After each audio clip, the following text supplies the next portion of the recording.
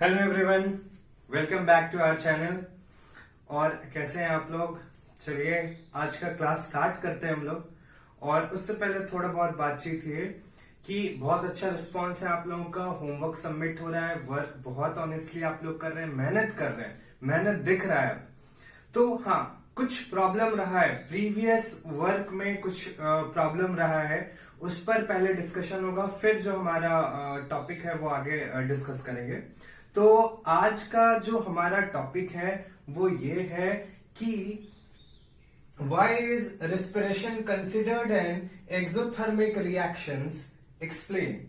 ये वर्क दिया हुआ था जिसमें कि आपका ये एनसीईआरटी पेज नंबर 15 का क्वेश्चन नंबर 10 है।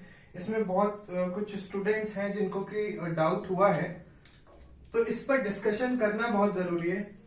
और अगर आपको डाउट नहीं भी होता किसी भी स्टूडेंट को, तो भी इस टॉपिक पर डिस्कशन करते जरूर करते, क्योंकि ये तो पहली बात, ये क्वेश्चन बोर्ड में आ चुका है। दूसरी बात, बहुत ही इंपॉर्टेंट अच्छा क्वेश्चन है। स्कूल के एग्जाम में कई बार ये क्वेश्चन रिपीट मोड में एकदम पूछा जा रहा है।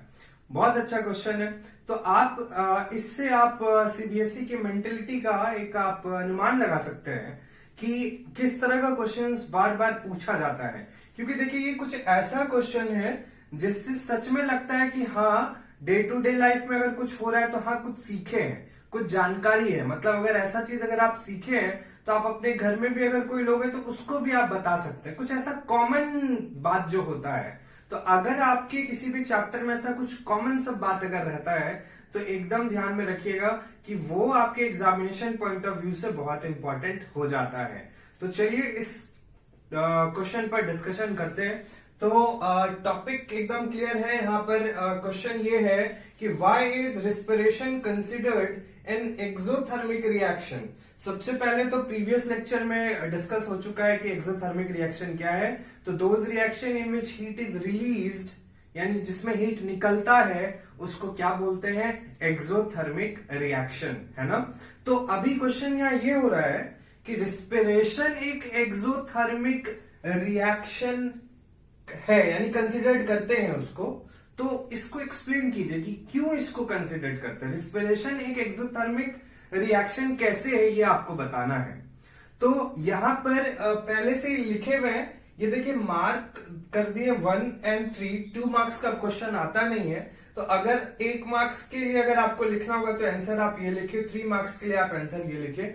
डिस्कशन करते हैं। अभी आ जाते हैं टॉपिक पर, रिस्पिरेशन पर। जनरली अगर अच्छे से कोई स्टूडेंट नहीं पढ़े रहते हैं तो रिस्पिरेशन का मतलब वो ये समझते हैं कि एयर का इनहेल और एक्सहेल, सांस लेना और सांस फिर निकालना, ये नहीं होता है रिस्पिरेशन। ठीक है, ये तो ब्रीदिंग हो गया, है ना, इनहेल एक्सहेल। लेकिन रिस्पिरेशन प्रोसेस क्या है वो आप बायोलॉजी में लाइफ प्रोसेस में पढ़ेंगे, है ना।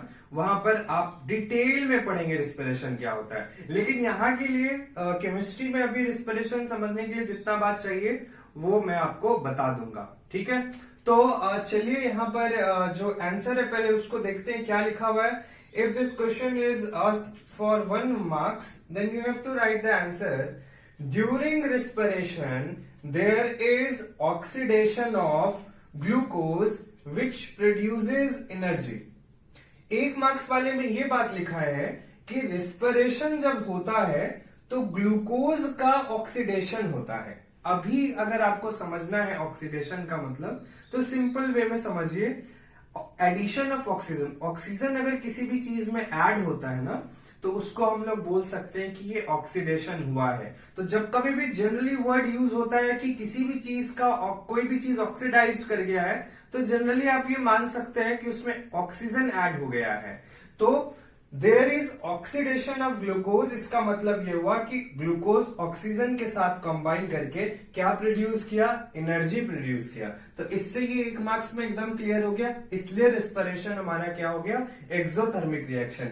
एनर्जी रिलीज किया as a form of heat, तो एनर्जी प्रोड्यूस होना, हीट प्रोड्यूस होना, रिलीज होना, तो वो क्या होता है एक्सोथर्मिक, इसीलिए रिस्पिरेशन हमारा क्या हो गया एक्सोथर्मिक रिएक्शन। ये तो हुआ टू द पॉइंट वे में समझना। अब डिटेल्ड वे में समझेंगे कि रिस्पिरेशन एक एक्सोथर्मिक रिएक्शन कैसे है। डिटेल वे वाला अगर आप समझ जाएंगे तो फिर ये 1 मार्क्स वाला तो ऑटोमेटिकली ही हो जाएगा, ठीक है। तो अभी इसको भी पढ़ने से पहले कुछ चीज बता रहे हैं, एकदम आप कभी भी कोई भी चीज पढ़ते हैं ना या सीखना चाहते हैं तो पहले तो ये माइंड से एकदम निकालिए कि यार ये इंपॉर्टेंट क्वेश्चन है, इसमें ये बात है, इसको लिख लो 10 बार, इसको रट लो, इसको ये कर लो, फिर बहुत इंपॉर्टेंट, सर भी 2 बार इंपॉर्टेंट बोल दिए हैं, 4 बार वीवीआई हो गया, ऐसे नहीं करना है। एकदम आराम से पहले आप चीजों को इस तरह से समझिए कि आप कुछ सीखने के लिए, आप कुछ जानने के लिए उसको पढ़ रहे हैं। ये आप थोड़ी देर के लिए भूल जाइए कि आपके स्कूल के एग्जाम में आने वाला है, ये 3 मार्क्स में आएगा तो पूरा रट जाओ, 3 में 3 आ जाएगा।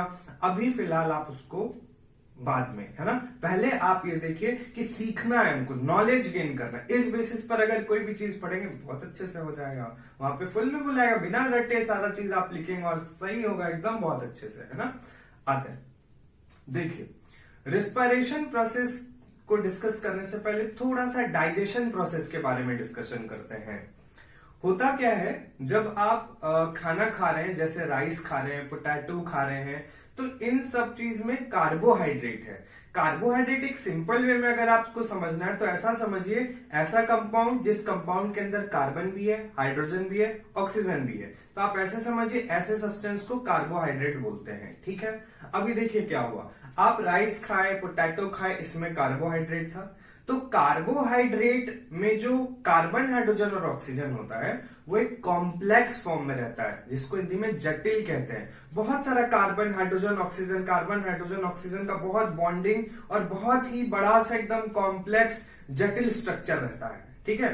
तो अभी क्या होता है, आप खाने के बाद क्या होगा, जब उस चीज का डाइजेशन प्रोसेस स्टार्ट होता है तो वो जो कार्बोहाइड्रेट है वो कन्वर्ट हो जाता है ग्लूकोज में। ग्लूकोज एक सिंपलर फॉर्म है कार्बोहाइड्रेट का, इसमें भी कार्बन है, हाइड्रोजन और ऑक्सीजन है, जानते हैं ना फॉर्मूला C6H12O6। लेकिन इसमें कार्बन, हाइड्रोजन और ऑक्सीजन का जो स्ट्रक्चर बना हुआ है, जो बॉन्डिंग है, वो एक सिंपल वे में है, सिंपलर फॉर्म में, ज्यादा उलझा हुआ नहीं है। तो क्या हुआ, आप कार्बोहाइड्रेट खाए तो डाइजेशन होने का प्रोसेस के बाद फिर क्या हो गया, वो ग्लूकोज में कन्वर्ट हो गया, जो कि एक सिंपलर फॉर्म है, ठीक। अभी आपके बॉडी में ग्लूकोज आ चुका है, ठीक है, डाइजेशन प्रोसेस यहां से खत्म। अब आते हैं रिस्पिरेशन प्रोसेस में। अब रिस्पिरेशन प्रोसेस में क्या हुआ, आपकी बॉडी में ग्लूकोज आ चुका है, आप क्या कर रहे हैं कि जब आप एयर को इनहेल करते हैं, यानी O2 को आप क्या कर रहे हैं, इनहेल कर रहे हैं, तो O2 को जैसे ही आप इनहेल किए तो जो बॉडी में जो सेल है वहां पर तो O2 जाता है, ऑक्सीजन जाता है और ग्लूकोज भी वहां पर है, तो ग्लूकोज ऑक्सीजन के साथ अब क्या करेगा, कंबाइन करेगा। तो अब यहां से हम लोग इसको समझते हैं, यहां तक एकदम क्लियर हो गया है। अब यहां से देखिए समझते हैं। अभी देखिए यहां पर स्टेटमेंट में क्या लिखे हैं कि ड्यूरिंग रिस्पिरेशन ग्लूकोज कहां से ऑब्टेन्ड हुआ, obtained from digestion of food, जो कि अभी आपको बता चुके, वहां से ग्लूकोज हमको मिल चुका है। तो अब ड्यूरिंग रिस्पिरेशन में ये ग्लूकोज किसके साथ कंबाइन करता है, तो विथ ऑक्सीजन के साथ कंबाइन करता है। और कहां ये कंबाइन करता है, तो in the cell of our body, हमारे बॉडी में जो सेल है, उसके बॉडी के अंदर जो सेल है वहां पर ऑक्सीजन ग्लूकोज के साथ कंबाइन कर जाता है। कंबाइन करने के बाद वो कार्बन डाइऑक्साइड, वाटर और एनर्जी, ये 3 चीज क्या करता है, रिलीज करता है। अब आप देख लीजिए, अगर एनर्जी रिलीज करेगा तो क्या होगा, वो एक्सोथर्मिक रिएक्शन ही ना होगा। तो अभी क्या हुआ, कंबाइन किया। अब देखिए इसको इक्वेशन फॉर्म में लिखा हुआ है, ग्लूकोज ऑक्सीजन के साथ कंबाइन किया, कार्बन डाइऑक्साइड, वाटर और एनर्जी मिला। अगर ये चीज होगा ही नहीं तो आपको खाना खाने के बाद एनर्जी आएगा ही नहीं। ऐसा नहीं कि आपके बॉडी में ग्लूकोज आ गया तो आपको ताकत आ जाएगा, नहीं। अब उससे जब तक एनर्जी नहीं आएगा, रिलीज होगा, तब तक आपको ताकत कहां से मिलेगा। तो ये प्रोसेस हो रहा है, तभी जाके एनर्जी रिलीज हो रहा है आपके बॉडी में, तो आपको एनर्जी मिल रहा है। तो यानी कि ग्लूकोज ऑक्सीजन के साथ कंबाइन करके कार्बन डाइऑक्साइड। अब ये देखिए कार्बन डाइऑक्साइड ये वेस्ट प्रोडक्ट है, ये हमारे बॉडी में अगर ज्यादा जमा हो जाएगा तो बहुत ही हार्मफुल है हमारे बॉडी के लिए। इसीलिए फिर जो CO2 आपके बॉडी में जो प्रोड्यूस हुआ उसको आप क्या किए, रिलीज बाहर कर दिए, एक्सेल कर दिए, निकाल दिए, है ना। और वाटर उतना हार्मफुल नहीं है, आपके बॉडी में रह सकता है, ठीक है। और एनर्जी प्रोड्यूस हो चुका है। अब आप लाइफ प्रोसेस में बायो में अच्छे से इसको पढ़ेंगे। थोड़ा सा बात बता देते हैं, जानते भी होंगे आप लोग। अब जो एनर्जी यहाँ रिलीज हुआ ये एटीपी के फॉर्म में रिलीज हो गया, ठीक है। एटीपी के फॉर्म में जो है आपके बॉडी में ये स्टोर्ड हो जाता है ना। एटीपी का फुल फॉर्म ये सब ध्यान में रखना है, एडिनोसाइन ट्राइफॉस्फेट। फिर एडीपी भी होता है, एडिनोसाइन डाइफॉस्फेट। ये सब आप बायो में पढ़ेंगे रिस्पिरेशन में, है ना, वहां पर लाइफ प्रोसेस में। तो अभी क्या हुआ कि ये जो एनर्जी रिलीज हुआ ये एनर्जी आपके बॉडी में एटीपी के फॉर्म में स्टोर्ड हो गया, ठीक है। माइटोकॉन्ड्रिया में पढ़े है ना, क्लास 8 में पढ़े थे ये सब चीज, वहां स्टोर्ड हो गया। अब आपका बॉडी को जब जरूरत पड़ेगा, जैसे अभी बोल रहे हैं, इस एनर्जी चाहिए ना बोलने के लिए, तो अभी वहां से एनर्जी यूज हो रहा होगा जो स्टोर्ड है ना। कुछ चीज में और अगर कुछ भी चीज कर रहे हैं उसमें भी अगर एनर्जी का रिक्वायरमेंट होगा तो वहां से आपको एनर्जी मिल जाता है। तो ये जो है ना एनर्जी रिलीज हो गया as a form of heat आपके बॉडी में। इलेक्ट्रिकल एनर्जी नहीं रिलीज हुआ है यहाँ पर, साउंड एनर्जी नहीं है, as a form of heat बोल सकते हैं ये एनर्जी रिलीज हुआ है। तो अब आप देखिए फाइनली समझ गए होंगे कि एक्सोथर्मिक रिएक्शन जो है, रिस्पिरेशन जो है वो एक एक्सोथर्मिक रिएक्शन कैसे है, एकदम क्लियर है, कोई तरह का कोई डाउट नहीं। 1 मार्क्स के लिए ऐसा लिखिए, 3 मार्क्स के लिए ऐसा लिखे। हाँ, इक्वेशन जरूर लिख दीजिए, नहीं भी बोला जाता है तो इक्वेशन लिख दीजिए, प्लस पॉइंट रहता है। 3 मार्क्स के लिए एकदम आप इक्वेशन, 1 मार्क्स के लिए इक्वेशन का जरूरत नहीं है। बैलेंस यहाँ पर किया हुआ है सारा चीज, फिजिकल स्टेट दिया हुआ है, यहाँ पे एनर्जी भी प्लस एनर्जी करके भी लिखना है। तो ये चीज लिखने के बाद आप बाद में लिख सकते हैं कि hence respiration is an exothermic reaction, या फिर आप स्टार्टिंग में भी लिख सकते हैं बिकॉज से फिर आप स्टार्ट कर सकते हैं, जैसे आपकी इच्छा, ठीक है। तो ये रहा यहाँ पर इस डाउट जो था, जो डिस्कशन करना जरूरी था वो हो गया। अब हम लोग आते हैं अपने नेक्स्ट टॉपिक पर, जो आज का हमारा टॉपिक है उसको यहाँ पर हम लोग लिखते हैं। तो अभी इसको आप लोग अगर नोट डाउन करना है नोट डाउन कर लीजिए, फिर स्लाइड को चेंज करते हैं, है ना। उसके बाद जो आज हमारा टॉपिक है उसको शुरू करते हैं। देखिए अब हमारा टॉपिक आ गया है टाइप्स ऑफ केमिकल रिएक्शन। यहाँ पर जो टाइप ऑफ केमिकल रिएक्शन है, जैसा आप देख पा रहे होंगे, 4 टाइप ऑफ केमिकल रिएक्शंस को यहाँ पर लिखे हैं। एक्चुअल में आप बुक्स में पढ़ते होंगे तो 5 लिखा था, ऑक्सीडेशन एंड रिडक्शन रिएक्शन भी लिखा रहता है, लेकिन उसको अलग से हम लोग चलेंगे, है ना। अभी इन 4 को लेकर हम लोगों को चलना है। कॉम्बिनेशन रिएक्शन, फिर decomposition reaction, and the third displacement reaction, and the last one is double displacement reaction. अभी ये फिर इंपॉर्टेंट टॉपिक है। इस बार जो बोर्ड में क्वेश्चन आया इससे वो बताएंगे, जिसमें कुछ क्वेश्चंस है आपके एनसीईआरटी के एक्सरसाइज में भी, कि जो आपको पता करना होता है, रिएक्शन लिखा रहता है and you have to identify that which type of reaction is this. कोई भी रिएक्शन है तो उसमें टाइप ऑफ रिएक्शन पूछता है कि ये कौन सा टाइप ऑफ रिएक्शन है, कॉम्बिनेशन है, डिकम्पोजिशन है, डिस्प्लेसमेंट है, डबल डिस्प्लेसमेंट है, वो आपको बताना पड़ता है। तो आप जब तक इन चारों के बारे में अच्छे से जानेंगे नहीं डिटेल में, तो आप नहीं आइडेंटिफाई कर पाएंगे कि क्या है। बहुत स्टूडेंट बहुत जल्दी में पढ़ लेते हैं, डिफिनेशन पढ़ के निकल लेते हैं, लेकिन जब क्वेश्चन आता है कंफ्यूज हो जाते हैं, उनको लगता है ये भी हो सकता है वो भी हो सकता है। लेकिन आप पहले पूरा कंसेप्ट थियरी अपना क्लियर कर लीजिए, उसके बाद आप क्वेश्चन पर आइए, ठीक है। तो आते हैं, अभी क्या करते हैं कि जितना भी टाइप ऑफ रिएक्शन यहाँ पर है उसका फॉर्म लिखते हैं। हाँ, डिफिनेशन बोलेंगे क्या है, फॉर्म लिखेंगे, एक एक एग्जाम्पल देके, मतलब ऑन एन रफ आइडिया चारों के बारे में थोड़ा आइडिया हो जाए। उसके बाद फिर क्या करेंगे हम लोग, हर रिएक्शन है ना, हर रिएक्शन के पास आएंगे और उसके बाद सभी को डिटेल में पढ़ेंगे हम लोग, है ना। तो सबसे पहला है हमारा कॉम्बिनेशन रिएक्शन। आप देखिए चीजों को समझना अगर है, उसके नाम में ही उसका मीनिंग छुपा रहता है। कॉम्बिनेशन वर्ड कॉम्बाइन से आया है। आप जानते हैं कॉम्बाइन का मतलब क्या होता है, जुटना होता है, ठीक है। तो कॉम्बिनेशन रिएक्शन में क्या होगा, जुटेगा, एडिशन होगा, जुट जाएगा, है ना, जुट कर फिर कुछ मिलेगा, ठीक है। तो कॉम्बिनेशन रिएक्शन का अगर फॉर्मेट देखें तो एकदम सिंपल फॉर्म में अगर जाते हैं तो इसका जो फॉर्मेट है वो है A + B गिव्स AB। ठीक है, दो कंबाइन करके एक सिंगल चीज मिल गया। आपको मालूम है ये रिएक्टेंट होता है, इधर प्रोडक्ट होता है। तो कॉम्बिनेशन रिएक्शन में ये बोला जाता है कि combination reaction is those reaction in which two substance और more than two substance combines to form a single substance. I repeat, combination reaction is those reaction in which two substances or more than two substances combine to form a single substance. ठीक है, आप इसको note down कर सकते हैं, इसके definition को आराम से। अभी देखिए यहां पर एक फॉर्म है, ये जो A है ये कोई एक एलिमेंट भी हो सकता है, कंपाउंड भी हो सकता है। B कोई एलिमेंट भी हो सकता है, कंपाउंड भी हो सकता है। क्या ये बात सही है या नहीं, ये आगे हम लोग एग्जाम्पल देखेंगे तो सही है। क्या कंपाउंड हो सकता है ये?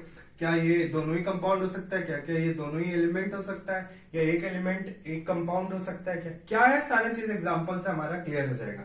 सबसे इंपॉर्टेंट चीज आप यहाँ पर ये देखिए कि इधर रिएक्टेंट दो हो सकता है या दो से ज्यादा भी हो सकता है, लेकिन प्रोडक्ट जो है वो हमेशा सिंगल ही होगा। अगर प्रोडक्ट इधर डबल दो प्रोडक्ट हो गया तो वो कॉम्बिनेशन रिएक्शन नहीं होगा। तो ये एक बहुत अच्छा पॉइंट यहां पर आता है कि अगर प्रोडक्ट सिंगल प्रोडक्ट है तो वो एकदम आराम से आप बोल सकते हैं कि वो कॉम्बिनेशन रिएक्शन है। ठीक है, तो एक एग्जाम्पल हम लोग यहां पर लेकर चलते हैं। कॉमन एग्जाम्पल जो आप पहले पढ़ चुके हैं, Mg मैग्नीशियम रिबन वाला। ये देखिए Mg को A मानते हैं, ऑक्सीजन को B मानते हैं, तो ये देखिए क्या हो गया, AB हो गया ना, Mg और वो आपस में ऐड हो गया है ना। तो ये देखिए कॉम्बिनेशन रिएक्शन का फॉर्मेट और उस पर बेस्ड ये रिएक्शन भी हम लोग लिख लिए है ना। अभी और कुछ एग्जांपल आपको देखना है तो आप कार्बन प्लस ऑक्सीजन भी देख सकते हैं, तो क्या हो जाता है CO2। ठीक है, और भी एग्जांपल्स हैं, करेंगे अभी जब डिटेल डिस्कशन होगा ना इस पर तब हम लोग चलेंगे। अभी ऑन एन रफ आइडिया हम लोग समझते चल जाते हैं हर रिएक्शन को। ठीक है, तो ये हो गया हमारा कॉम्बिनेशन रिएक्शन। उसके बाद आते हैं सेकेंड जो है हमारा, वो है डिकम्पोजिशन रिएक्शन। फिर देखिए इस रिएक्शन में जो इसका नाम है उसी से इसका मीनिंग आ जा रहा है, डिकम्पोजिशन। डिकम्पोजिशन वर्ड है डिकम्पोज से। डिकम्पोज मतलब कोई चीज का टूटना, ब्रेक होना। पढ़े ना बायो में डिकम्पोजर्स, बैक्टीरिया ये सब चीज के बारे में। वो डिकम्पोजर्स होते हैं, वो क्या करते हैं, कोई भी सब्सटेंस को वो क्या करते हैं, डिकम्पोज करते हैं, तोड़ देते हैं, ब्रेक कर देते हैं। तो डिकम्पोजिशन वो डिकम्पोज से आया जिसका मतलब टूटना होता है। तो अब यहां से इस रिएक्शन में एकदम क्लियर हो रहा है कि ये टूटेगा। तो अभी देखिए इसका जो फॉर्म है वो इसका जस्ट अपोजिट है। अगर कोई कंपाउंड है AB तो वो टूट के A+B हो जाएगा। ठीक है, उसी तरह से इसका डेफिनेशन क्या हो जाएगा कि those reaction in which a single substance break down to form two और more substances is known as decomposition reaction. ठीक है, अगर कोई एक सिंगल सब्सटेंस टूट कर दो या दो से ज्यादा सब्सटेंस अगर दे दे तो वैसे रिएक्शन को क्या बोलेंगे, डिकम्पोजिशन रिएक्शन। एग्जाम्पल देख लेते हैं, जैसे वाटर, इसमें जब इलेक्ट्रिसिटी सप्लाई होता है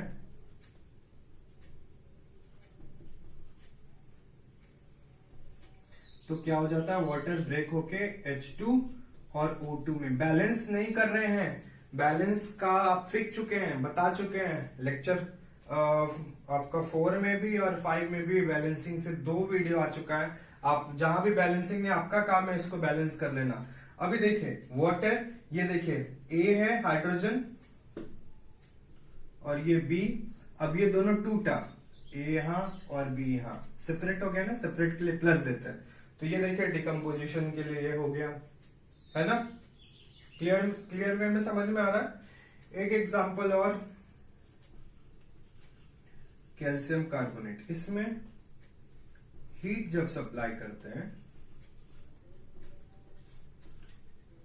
तो ये कैल्शियम ऑक्साइड और ऑक्सीजन में जो है ये ब्रेक हो जाता है।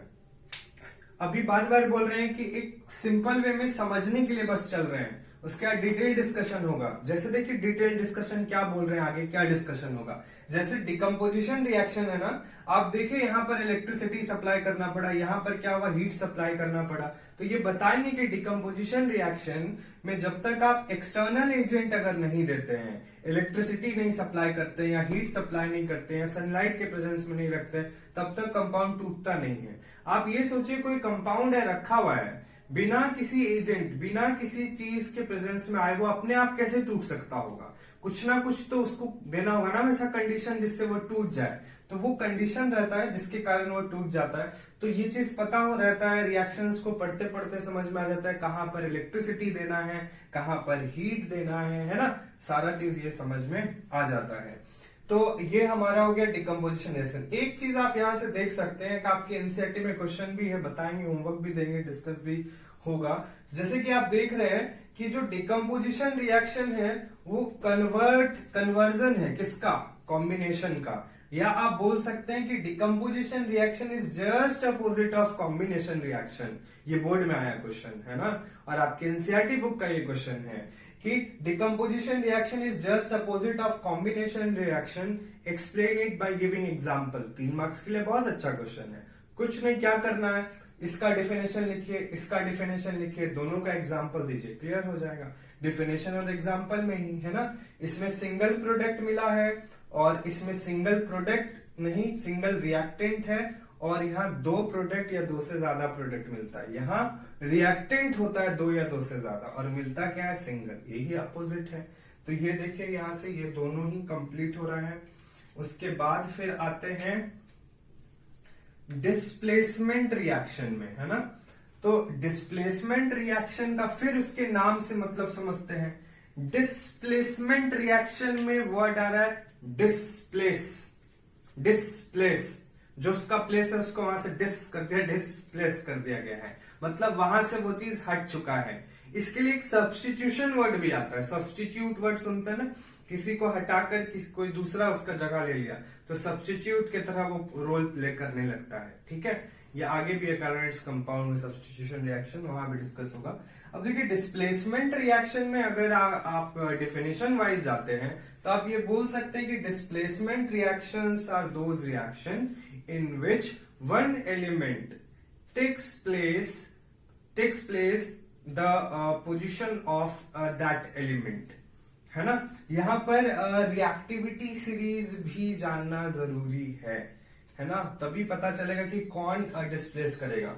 यानी ये ऐसा रिएक्शन है जिसमें कि एक एलिमेंट किसी दूसरे एलिमेंट का प्लेस ले ले, पोजीशन ले ले, ठीक है, उसको डिस्प्लेसमेंट रिएक्शन बोलते हैं। इसका जो फॉर्मेट है AB प्लस सी, AC प्लस बी,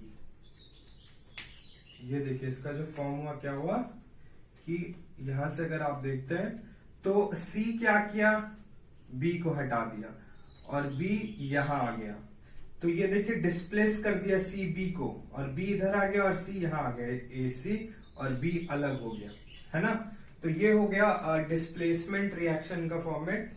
यहां पे क्लियर है ना कि one substance takes place the position of other element. अभी यहां पर एग्जाम्पल अगर दें तो यहां से example Cu Zn plus CuSO4, यहां से रिएक्शन हो जाएगा ZnSO4 प्लस Cu, है ना। ये देखिए अगर आपको समझना है, ठीक है, तो अभी देखिए क्या हुआ कि ये जो जिंक था, कॉपर को यहां से धक्का दिया, उधर चला गया, और जिंक यहां आ गया। जब जिंक यहां आ गया तो कंपाउंड क्या बन गया, ZnSO4, और Cu यहां से हट गया, अलग हो गया, है ना।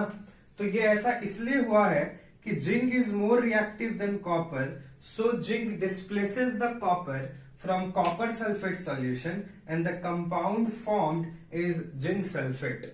ठीक है, क्लियर हो रहा है। तब कैसे जानेंगे ये चीज, तो मेटल नॉन मेटल चैप्टर है एक आपके केमिस्ट्री में, आप उसमें देखेंगे रिएक्टिविटी सीरीज दिया हुआ है मेटल्स का, कि कौन मेटल्स किससे ज्यादा रिएक्टिव है डिक्रीजिंग ऑर्डर में। जो सबसे टॉप पे है पोटाशियम, सोडियम, है ना, कैल्शियम, मैग्नीशियम, ऐसा चलता आया है। तो जो सबसे ज्यादा रिएक्टिव है वो टॉप पर है, फिर उससे कम रिएक्टिव नीचे, फिर उससे कम रिएक्टिव नीचे है। तो वहां से पता चल जाता है। अब ऐसा नहीं है कि आपको पूरा भी याद करना पड़े रिएक्टिविटी सीरीज, लेकिन कर लेते हैं तो अच्छा रहेगा। रिएक्टिविटी सीरीज अगर याद कर लेंगे तो अच्छा रहेगा, नहीं तो यूज होते रहेगा, आपको क्लियर वे में समझ में आ जाएगा रिएक्टिविटी सीरीज। तो आपको समझ में आ जाएगा कौन किसको डिस्प्लेस करेगा। क्योंकि देखिए रिएक्टिव जो ज्यादा होगा वही तो लेस को हटा पाएगा ना, जो ज्यादा ताकतवर है वही ना कमजोर को हटा पाएगा। बात समझ में आ रहा है ना। तो उसी तरह से यहां पर अगर मान लीजिए कि यही रिएक्शन ऐसा रहता कि कॉपर यहां रहता और ये ZnSO4 होता, तो यहां पर क्या होता रिएक्शन, सब कोई सीखे मस्फट से बोलेंगे copper sulphate plus zinc, copper और सल्फेट मिलकर कॉपर सल्फेट और जिंक। नहीं, यहां होगा नो रिएक्शन, रिएक्शन ही नहीं होगा। As copper is less reactive than zinc, so copper do not displaces zinc from zinc sulphate, तो इसीलिए रिएक्शन होगा ही नहीं। बात समझ में आ रहा है। तो इसलिए रिएक्टिविटी सीरीज थोड़ा ध्यान में रखना जरूरी है, जिससे आपको पता चलेगा कि कौन किससे ज्यादा रिएक्टिव है। जो ज्यादा रिएक्टिव वाला होगा वही उसको डिस्प्लेस करेगा। ठीक है, तो अभी फिलहाल डिस्प्लेसमेंट को समझने के लिए यहां से ये बात हमारा क्लियर हो गया। अब जो हमारा है वो है फोर्थ डबल डिस्प्लेसमेंट रिएक्शन। बहुत सारे बुक में, आईसीएससी के बुक में इसको डबल डिकम्पोजिशन रिएक्शन भी बोल देता है। तो ऐसा गलत नहीं है, डबल डिकम्पोजिशन रिएक्शन भी बोल सकते हैं और डबल डिस्प्लेसमेंट रिएक्शन भी बोल सकते हैं। सीबीएसई जो लिख रहा है उसको आप ध्यान में रखिए, एनसीईआरटी जो लिख रहा है डबल डिस्प्लेसमेंट रिएक्शन, फिर नाम सही समझ में आ रहा है। डिस्प्लेसमेंट रिएक्शन के आगे डबल लग गया, मतलब 2 बार डिस्प्लेसमेंट होगा, एलिमेंट 2 बार डिस्प्लेस होंगे। तो अभी यहां पर समझना है इसमें क्या होता है। इस रिएक्शन के लिए बात यह होता है कि when 2 compounds reacts with each other by the exchange of ions to form 2 new compounds is known as double displacement reaction.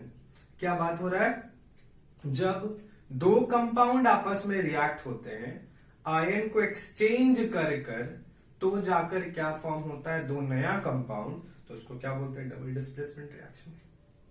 ठीक है, करते हैं डिस्कशन। फिर बोल रहे हैं कि डिटेल डिस्कशन नहीं है, बस समझने के लिए भी चल रहे हैं। अब एक्सचेंज ऑफ आयंस वर्ड आया तो फंडामेंटल केमिस्ट्री जो वहां बताए आपको, 7 लेक्चर वहां पर हो चुका है, वहां आयंस क्या होता है पहले ही बता चुके हैं।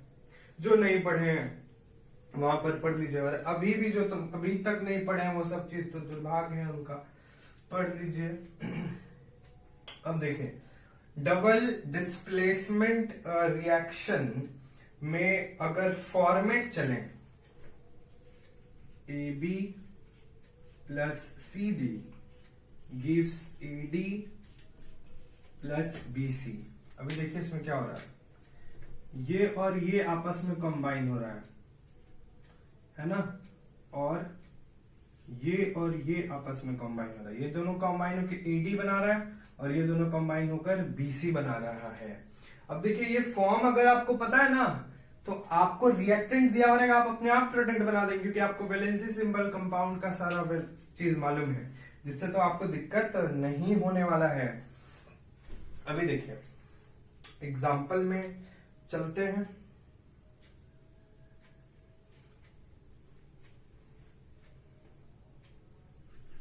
एक एग्जाम्पल लेते हैं, AgNO3 प्लस NaCl। इसका नाम बताइए। हाँ, सिल्वर नाइट्रेट, ये तो जानते ही है, कॉमन सॉल्ट NaCl।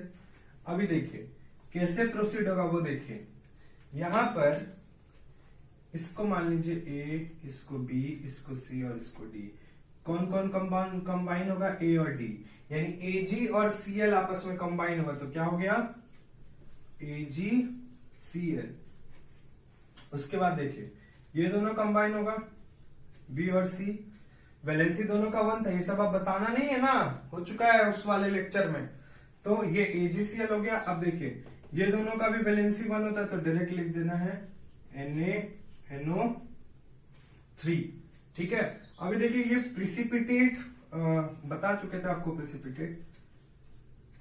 प्रिसिपिटेट ऐसा इनसॉल्युबल सब्सटेंस जो सॉल्यूशन में सॉल्युबल नहीं है और वो नीचे सेटल डाउन हो जाता है। जनरली प्रिसिपिटेट का कलर होता है, जैसे इस प्रिसिपिटेट का कलर व्हाइट है, ठीक है। अभी अगर मान लीजिए कि प्रिसिपिटेशन रिएक्शन अगर आपको आता है तो आप बोल सकते हैं कि एनी रिएक्शन या those reaction in which an insoluble substance is formed, या those reaction in which precipitate is formed, या आप बोल सकते हैं insoluble substance is formed is known as precipitation reaction.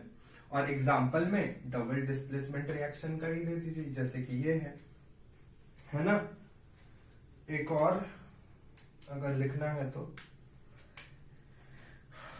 BaCl2 plus Na2SO4, फिर उसी तरह से कंबाइन होगा, ये इधर वाला और आखिरी वाला आपस में कंबाइन होगा, बैरियम और सल्फेट दोनों का वैलेंसी 2, तो क्या हो गया BaSO4।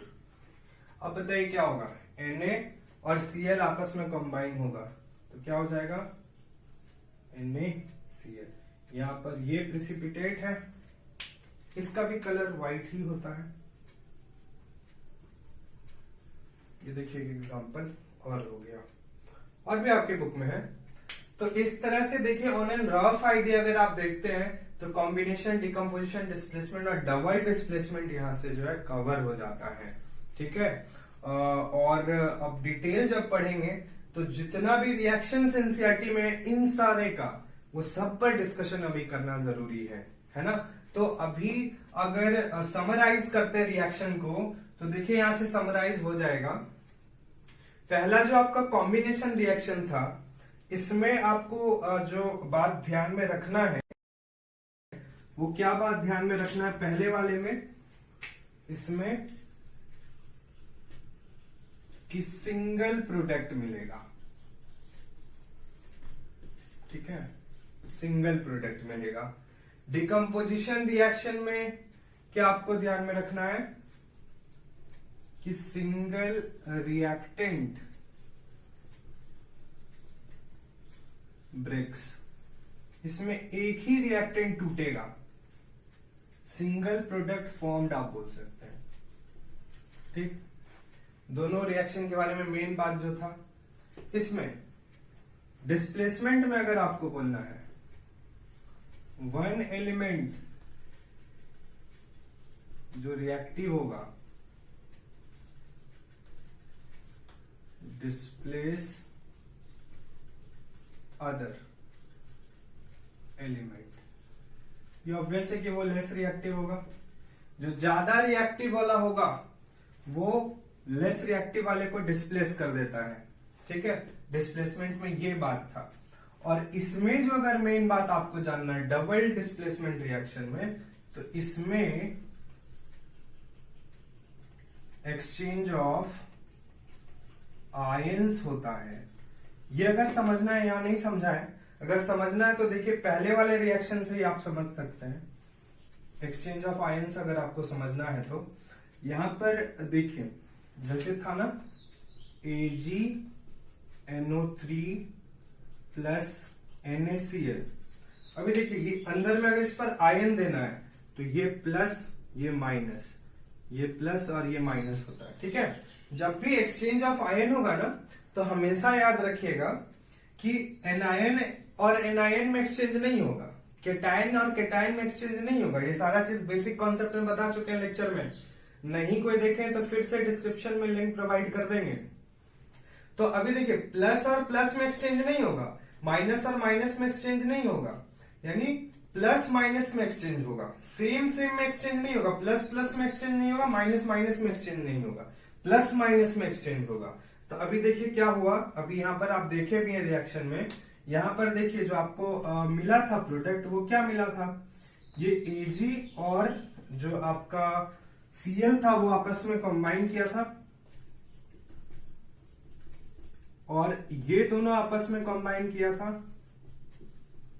तो NaNO3। अभी आप देखिए ये प्लस है और ये माइनस है, देखिए प्लस और माइनस में क्या हुआ, आयंस एक्सचेंज हो गया, ये इन दोनों में एक्सचेंज हो गया, ठीक। उसके बाद यहां देखिए ये प्लस और ये माइनस, यहां ये दोनों एक्सचेंज हुआ, तो आयन का एक्सचेंज हुआ है या नहीं हुआ है, हुआ है ना।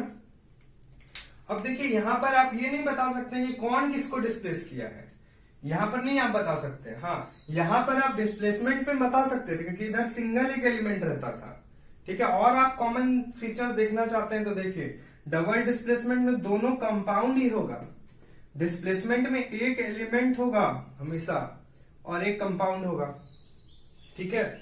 इसमें जब भी होगा तो ये देख लीजिए दो एलिमेंट आपस में कंबाइन करके कंपाउंड बना रहे हैं, ठीक है। हो सकता है कंपाउंड्स भी हो, बस कंडीशन ये है कि सिंगल कंपाउंड उधर बने, ठीक है। इधर भी कंपाउंड होगा, एलिमेंट तो टूटेगा नहीं किसी में, ठीक है, तो कंपाउंड ही होगा जो टूट जाएगा। तो यहां पर देखिए ये इसके साथ भी मिल रहा है, ये इसके साथ भी मिल रहा है, दो बार डिस्प्लेसमेंट है, पता नहीं, आप बता नहीं सकते इसमें कौन किसको डिस्प्लेस कर रहा है, आयन का सिर्फ एक्सचेंजमेंट हो रहा है। तो यहां से देखिए इन चारों रिएक्शंस के बारे में एकदम क्लियरली सारा चीज हो गया है, ठीक है। जो इंपॉर्टेंट लग रहा है उसको नोट डाउन कर लीजिएगा, और जो डेफिनेशन बताएं ऑरली आप सुनकर उसको कॉपी में चारों का डेफिनेशन लिख लीजिएगा। बुक में अगर आपको मिल रहा है बुक से लिख लीजिए, है ना। तो अभी इस पर डिस्कशन करना जरूरी है। इतने डिस्कशन पर जो आपके बुक में जो वर्क है या कुछ है वो अभी आपको देते हैं, वो वर्क आपको करना है, तो इसको लिख लीजिए। स्लाइड चेंज करते हैं, उसके बाद फिर नेक्स्ट में आते हैं। ये देखिए यहाँ पर एक क्वेश्चन लिखा है, अभी जो सीखे हैं उसी बेस पर क्वेश्चन है। और एक चीज आप यहाँ पर ये देख रहे हैं कि ये बोर्ड एग्जाम, इस बार जो बोर्ड एग्जाम हुआ है 2020, इस बार जो बोर्ड एग्जाम हुआ है उसका सेट 3 जो क्वेश्चन था, सेट 3 और कोड नंबर ये देखें यहाँ पर लिखे हुए हैं। ये क्वेश्चन है बोर्ड का, ये सेट 3 कोड नंबर, और सेट 1 और सेट 2 में ये क्वेश्चन नहीं था, सेट 3 में ये क्वेश्चन था। सेट 3 का जो सेक्शन बी है आपका, जो कि 3 मार्क्स का है, उसका पहला ही क्वेश्चन आप देख सकते हैं, पहला ही question 15 number question section B का 3 मार्क्स का, ये देखिए यहां पर है, जो कि यहां पर लिखे हैं। अभी आप इस क्वेश्चन का आंसर बता सकते हैं। अभी यहां पर आंसर मैं बता रहा हूं, आप लोग क्या करेंगे, पॉज कर दीजिए वीडियो को, आपको जो आंसर लगता है अभी ही कॉपी में आप इसको बना लीजिए। उसके बाद फिर जो आंसर आपका है जो अभी हम बताएंगे वो मैच कर लीजिएगा, तो आपको समझ में आ जाएगा आपका सही है या नहीं है। क्वेश्चन में क्या कह रहा है, identify the type of each of the following reaction. यहां पर 3 रिएक्शन है और इसमें आपको आइडेंटिफाई मतलब आपको बताना है कि इसमें से ये कौन सा टाइप ऑफ रिएक्शन है। अभी जो 4 टाइप ऑफ रिएक्शन हम लोग देखे उसमें से कौन कौन सा टाइप ऑफ केमिकल रिएक्शन ये है। अब देखिए स्टूडेंट एग्जाम में इतना सही देखकर ये बनाकर आ गए और ये 3 मार्क्स का था, लेकिन जो ये नहीं देखे stating the reason for your answer, उनको फुल मार्क्स नहीं मिलेगा। क्यों? क्योंकि ये भी कह रहा है अगर आप बताते हैं कि वो इस टाइप ऑफ रिएक्शन है तो उसके लिए आपको रीजन भी देना पड़ेगा कि वो क्यों ये टाइप ऑफ रिएक्शन है, ठीक है। तो अभी देखिए यहां पर सबसे पहला रिएक्शन जो है आप देख रहे हैं, यहां पर आयरन ऑक्साइड है Fe2O3, ठीक है, फेरिक ऑक्साइड है, एल्यूमिनियम है, ये दोनों आपस में कंबाइन करके एल्यूमिनियम ऑक्साइड आयरन और प्लस हीट दे रहा है।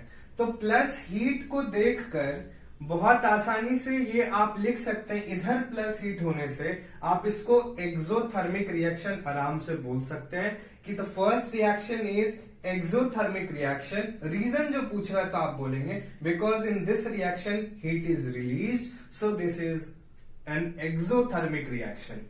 ये भी आंसर जो लोग लिखे हैं उनका सबका सब सही है।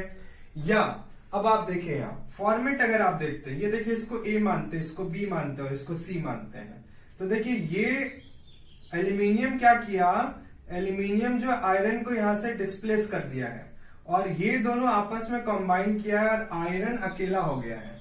तो ये देखिए एक बार डिस्प्लेसमेंट हुआ और देख लीजिए फॉर्म ए बी और सी वाला है। यहां पर देखिए फिर जो है फॉर्म जो है आपका, ये दोनों आपस में कंबाइन होके ए सी हो गया और ये बी हो गया।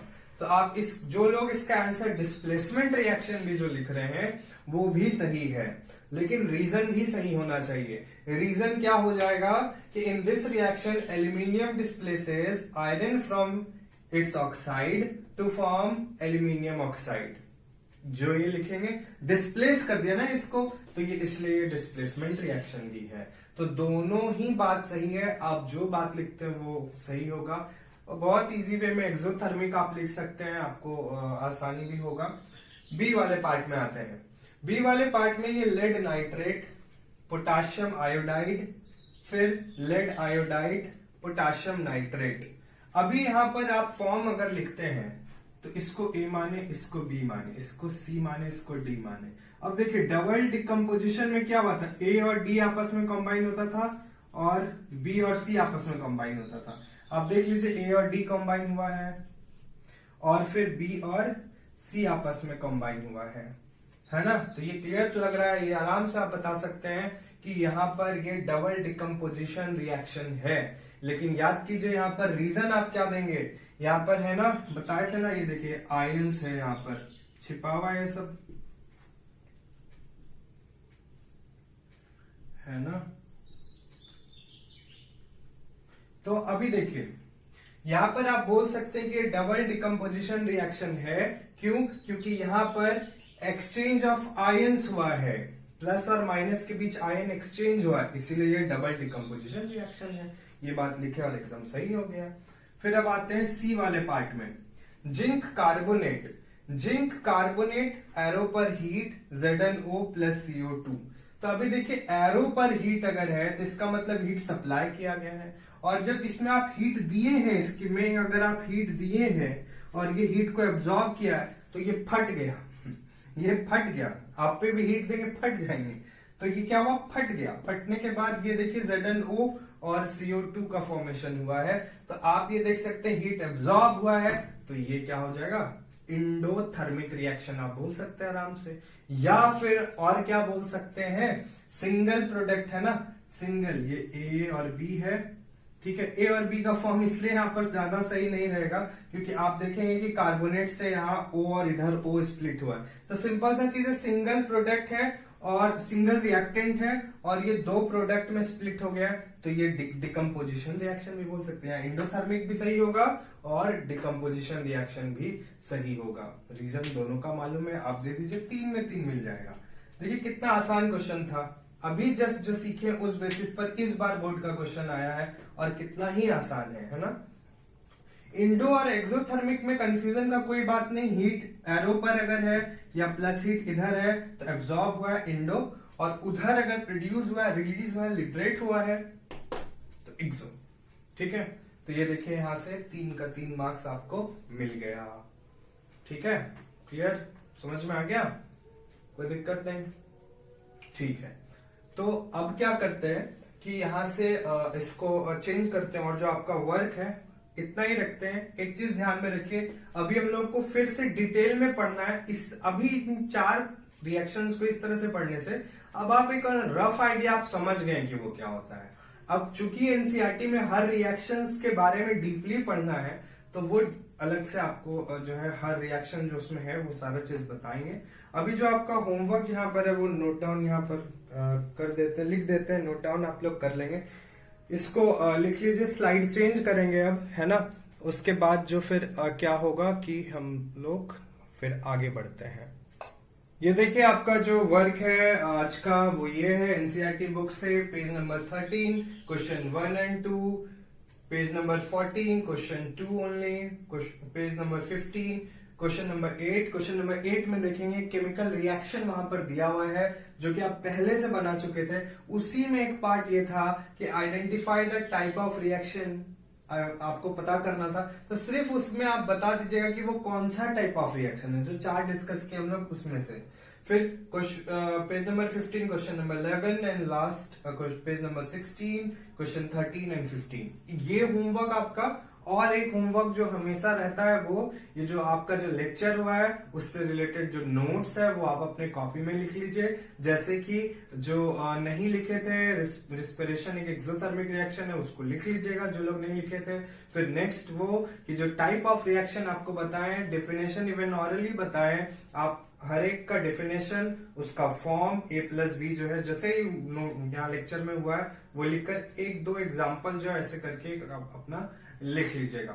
ठीक है, और ये होमवर्क बस इतना ही। ठीक है, इसी तरह से पढ़ते रहिए। कोई भी डाउट है एकदम आप अपने ग्रुप में, व्हाट्सएप ग्रुप आपका बना है वहां पर दीजिए, तो ही जाकर हम आपके ग्रुप को जो डाउट है आपके ग्रुप में जो आता है वो यहाँ पर डिस्कस कर पाएंगे। अपने डाउट को एकदम बताइए और एकदम होमवर्क में सिंसियर रहिए। कोई भी स्टूडेंट जो है अगर थोड़ा भी इधर उधर करेंगे, देखेंगे आपको फर्क पता चल जाएगा। जब स्कूल और क्लास स्टार्ट होगा, एग्जाम आप देने लगे, आपको समझ में आ जाएगा कि आप सिंसियर नहीं रहने के कारण आपको कितना दिक्कत हो रहा है। जो लोग अभी सिंसियर हैं, एकदम टाइमली नोट्स बना रहे हैं, लेक्चर को सुनने के बाद तुरंत होमवर्क भी कंप्लीट हो रहा है, उनको देखिएगा एकदम है कि फायदा होने वाला है। स्कूल का एग्जाम होगा तो वहां पर आप आराम से लिखेंगे और यहाँ पर वही सब चीज डिस्कस हो रहा है जो आपके एग्जाम, बोर्ड एग्जाम हो या स्कूल का एग्जाम हो, जो इंपॉर्टेंट सब चीज है वो हो रहा है। हाँ, हर बार एक चीज जब भी आप पढ़ते हैं तो रिवीजन हमेशा करते रहिए, है ना, फिर सारा चीज आसान हो जाएगा। ठीक है, तो आज के क्लास में यहीं तक। अब कल जो नेक्स्ट लेक्चर होगा उसमें हम लोग फिर से ये टाइप्स ऑफ रिएक्शन में जो कुछ एनसीईआरटी में एग्जांपल दिया हुआ है जो इम्पोर्टेंट है, कैसे फिर वहां पढ़ना है वो डिस्कस करेंगे। और फिर जो है ऑक्सीडेशन रिडक्शन टॉपिक हमारा आ जाएगा। ठीक है, तो इसी तरह से वर्क करते रहिए, घर में रहिए, स्वस्थ रहिए, मस्त रहिए, बड़ों का बात मानिए, अपना काम कीजिए डिसिप्लिन के साथ, ऑनेस्टली एकदम अपने काम को कीजिए। ठीक है, तब तक के लिए thank you. Subscribe our channel to get the notification of new videos. Thank you.